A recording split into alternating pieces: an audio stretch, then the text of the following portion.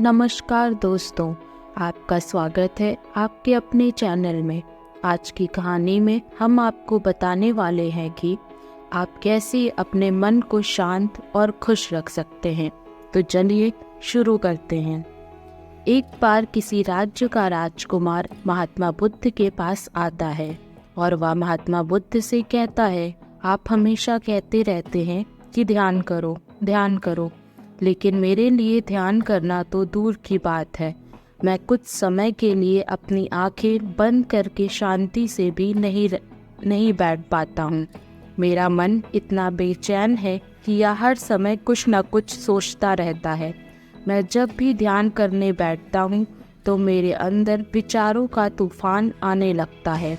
लोगों के बारे में सोचकर, अपने जीवन की बीती घटनाओं के बारे में और अपने भविष्य के बारे में, और ऐसी ही ना जाने कितने सारे अजीबोगरीब विचार लगातार मेरे मन में आते रहते हैं। मैं इन्हें रोकने की बहुत कोशिश करता हूँ, लेकिन जब मैं इन्हें रोकने में असफल हो जाता हूँ तो मैं ध्यान को तोड़कर बैठ जाता हूँ।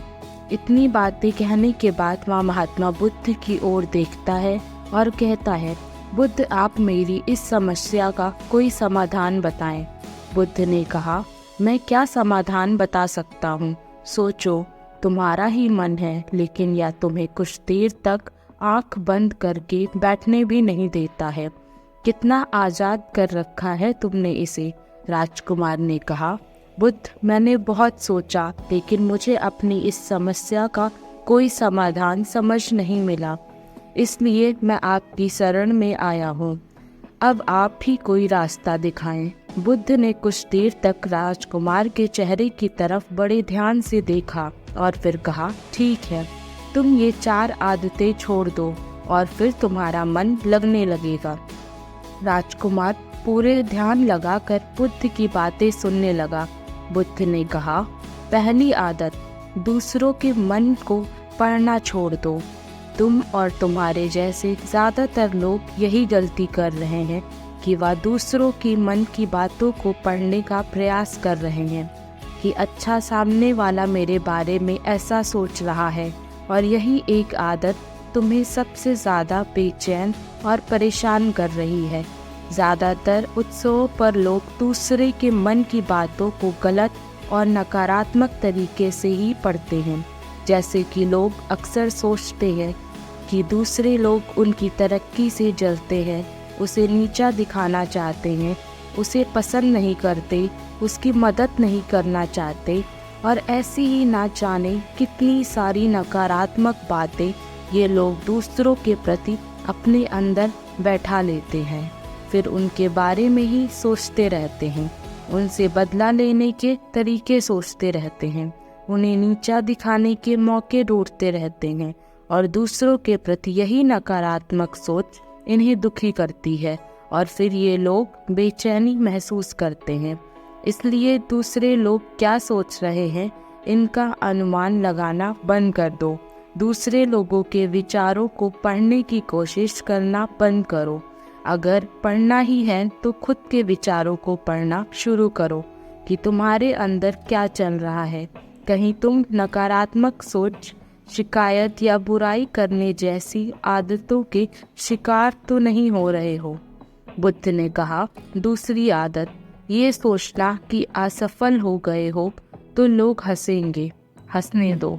लोगों को असफलता पर हंसना तो लोगों का धर्म है, क्योंकि अगर तुम सफल हो जाते हो तो यही तो वो लोग हैं जो तुम्हारी तारीफ करते हैं, तुम्हें सम्मान देते हैं, तुम पर गर्व करते हैं।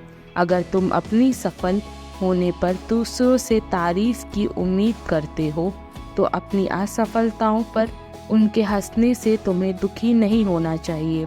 और समस्या ही यही है कि हम इंसान असफलता को पूरा मानते हैं, जबकि असफल होना सफल होने से भी ज़्यादा ज़रूरी है, क्योंकि बिना असफल हुए सफल इंसान के अंदर घमंड और दूसरों को खुद से छोटा समझने की भावना पैदा करती है, जबकि असफलता हमें विनम्र रहना, ध्यान रखना और लगातार प्रयास करना सिखाती है।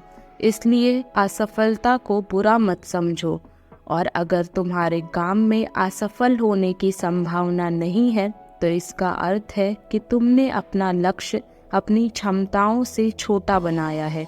और अगर लोग तुम पर हंस नहीं रहे, तुम्हें ताने नहीं मार रहे, तुम्हारी बुराई नहीं कर रहे, तो तुम अंदर से मरे हुए हो। तुम अपने मानसिक सीमाओं से बाहर जाकर कुछ नया करने का प्रयास नहीं कर रहे हो, क्योंकि असफल भी वही होता है जो कुछ नया करने का प्रयास करता है। और एक बात हमेशा याद रखना, अगर तुम्हारे अंदर असफल होने का साहस नहीं है तो तुम कभी भी बड़ा लक्ष्य हासिल नहीं कर सकते जो तुम करना चाहते हो। इसलिए असफल होने और लोगों के हंसने से डरना बंद कर दो। बुद्ध ने आगे कहा, तीसरी आदत, समय को काटना छोड़ दो। लोगों को लगता है कि वह समय को काट रहे हैं, लेकिन असल में समय हर बार उन्हें काट रहा है। लोगों के द्वारा समय को व्यर्थ के कामों में बर्बाद करने का केवल एक ही कारण है, और वह यह है कि उन्हें लगता है कि उनके पास बहुत समय है, जबकि सच्चाई यह नहीं है, क्योंकि उनसे पहले वाले लोगों को भी यही लगता था कि उनके पास बहुत समय है, लेकिन उन्हें पता नहीं चल पाया कि कब समय बीत गया और उनका बुलावा आ गया। और जब तक उन्हें अपनी गलती का एहसास हुआ तब तक समय उनके हाथ से निकल चुका था। बस पश्चाताप रह गया था कि सारा जीवन व्यर्थ के कामों में बर्बाद कर दिया, और फिर वो चले गए इस दुनिया से बिना खुद को जाने, बिना इस जीवन की सच्चाई को समझे। इसलिए जब तक यह जीवन है, इसे अच्छे कामों में लगाओ, खुद को जानने में, दूसरों की मदद करने में, लोगों को सही राह दिखाने में, मानवता के कल्याण में। और दूसरी बात, समय को बर्बाद करने से आज तक किसी को खुशी नहीं मिली है। हालांकि समय काटने से तुम्हें क्षणिक खुशी तो महसूस हो सकती है, लेकिन जब तुम्हें होश आता है और तुम देखते हो कि कितना सारा समय बर्बाद किया जा चुका है, तब तुम्हें खुद पर क्रोध आता है और तुम पश्चाताप के भाव से भर जाते हो। और फिर यही पश्चाताप का भाव तुम्हारे अंदर तनाव पैदा करता है और तुम बेचैन हो जाते हो और लगातार अपनी उस गलती के बारे में सोचते रहते हो। फिर तुम्हारा किसी भी काम में मन नहीं लगता और तुम उदास रहने लगते हो, और यह चक्र लगातार चलता रहता है, जिसकी शुरुआत हुई थी समय को काटने से। इसलिए समय को काटना बंद करो और वह करना शुरू करो जो ज़रूरी है। बुद्ध ने कहा, चौथी आदत, यह सोचना छोड़ दो कि मुझसे बड़े बड़े लोग नहीं कर पाए तो मैं कैसे कर पाऊंगा। असल में दूसरों से खुद की किसी भी चीज़ में तुलना करना ही व्यर्थ है। सबकी परिस्थितियाँ अलग हैं, सबकी सोच अलग है, और क्या हुआ अगर दूसरे नहीं कर पाए, तो हो सकता है कि तुम ही कर जाओ, क्योंकि अक्सर वही लोग इतिहास रचते हैं जिनसे ज़्यादा उम्मीद नहीं होती।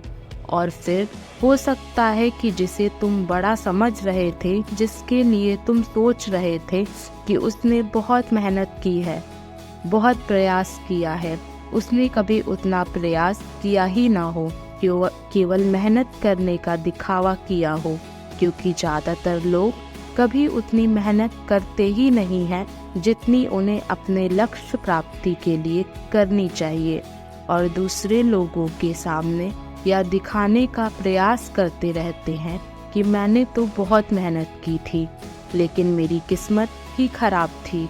और यही वो लोग हैं जो दूसरों को बातों ही बातों में कहते रहते हैं कि जब इतनी मेहनत करने के बाद मैं सफल नहीं हो पाया तो तुम कैसे हो पाओगे, लेकिन अंदर ही अंदर या इस बात को जानते हैं कि उन्होंने कभी उतनी कोशिश की ही नहीं थी जितनी उन्हें करनी चाहिए थी। ये बस दूसरों की नज़रों में अपनी इज्जत बचाने के लिए और इस डर से कि कहीं दूसरा व्यक्ति इनसे आगे ना निकल जाए या अपने अधूरे प्रयास से घबराते रहते हैं। और दूसरों को डराते रहते हैं कि जब मैं नहीं कर पाया तो तुम कैसे कर पाओगे। इसलिए किसी दूसरे असफल व्यक्ति को देखकर ये सोचना छोड़ दो कि तुम यह सफल नहीं हो पाओगे। तुम बस अपना सर्वश्रेष्ठ प्रयास करो और बाकी सब समय पर छोड़ दो। बुद्ध ने आगे कहा, अगर तुमने ये 4 आदतें छोड़ दी तो तुम्हारा मन एकदम शांत हो जाएगा और फिर तुम जहाँ चाहो वहाँ अपना मन लगा सकते हो।